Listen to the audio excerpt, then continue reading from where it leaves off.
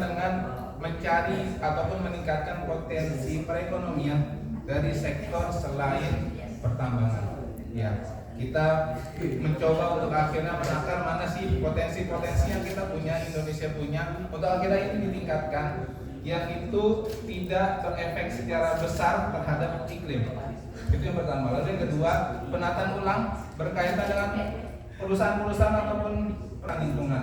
Kayak misalnya seperti pengolahan sampahnya, ya bagaimana sebuah perusahaan itu bertanggung jawab atas segala limbah yang mereka hasilkan, ya plastik-plastik kemasan yang akhirnya sekarang beredar di masyarakat, itu bagaimana perusahaan itu bisa bertanggung jawab akan hal tersebut. Lalu mungkin Assalamualaikum warahmatullahi wabarakatuh. Selamat semua. Saya yakin yang hadir di sini itu semuanya future leader ya, karena malam mingguan, mau weekend masih mikir-mikir pesan yang berat gitu kan. Tapi saya sama suka dengan kata ruang gagasan gitu ya. Kadang gagasan itu million gitu, melebihi energi dan semua jam terbang yang dilalui mungkin dalam belajar atau mencari pengalaman atau memahami sesuatu yang sulit, atau misalnya suatu saat teman-teman harus mendapatkan amanah gitu, one day misalnya harus menjadi bagian dari negara kita ini untuk bisa jadi delegasi gitu ya, baik di lingkungan komunitas atau di lingkungan apa kantor atau universitas atau suatu saat di level negara. Jadi salam dari saya 24 jam menuju Brazil ya, penuh perjuangan. Saya mendapatkan acknowledgement letter di last minute setelah diketuk ada 400 delegasi, saya delegasi terakhir.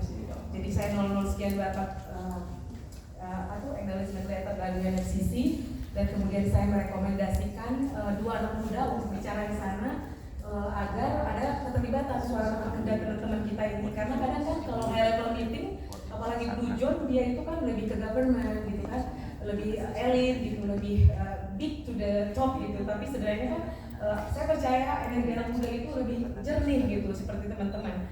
Oke, saya mungkin akan membagi sedikit semangat dari sedikit representasi kami di sini. Semua pada semangat sampai kami itu last minute masih berusaha diskusi. Jadi teman-teman, energi dari yang kita dapatkan kemarin di sana, kita itu kalau diposisikan adalah serba salah ya. Di satu sisi sawitnya banyak, di satu sisi harus bisa menjadikan sebagai paru-paru dunia atau apa gitu. Tapi satu yang saya lihat di sini, kebetulan ada saya adalah tim RUU manajemen perubahan iklim, dan ini bisa jadi bahan untuk kita public hearingnya. Jadi dari sektor ekonomi yang kita lihat kan sebenarnya tadi kan pertanyaan besarnya adalah bagaimana ya agar lingkungan ekonomi jalan, lingkungan nggak rusak. Itu kan sesuatu yang wisdom ya. Itu susah, tapi apa yang harus kita lakukan? Saya melihat begini ya, kita sudah cukup terluka dengan adanya bencana. Itu sebenarnya sudah menjadi gambaran betapa kita tidak bisa melihat bagaimana mekanisme dan bagaimana kebijakan itu berjalan, dan bagaimana kita sebagai penghuni NKRI ini melihat sesuatu. Jadi tadi sudah dijelaskan misalnya dari sektor industrialisasi yang kita buat, kemudian kita maju menuju negara yang juga banyak sekali PR-nya, karena banyak juga perusahaan-perusahaan tambang. Di satu sisi lokal jenius itu nggak bisa dilibatkan karena SDM kurang gitu. Jadi mari kita coba-coba melihat sesuatu agar kita masih bisa mengambil posisi, merapikan yang sudah terjadi ini bencana, dan kemudian melihat kembali sebenarnya memang negara kita ini negara apa.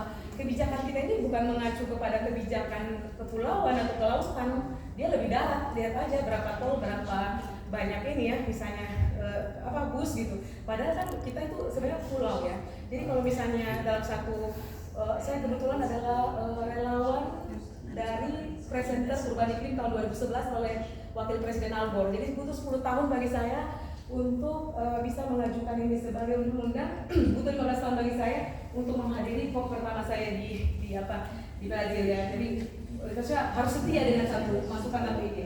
Nah,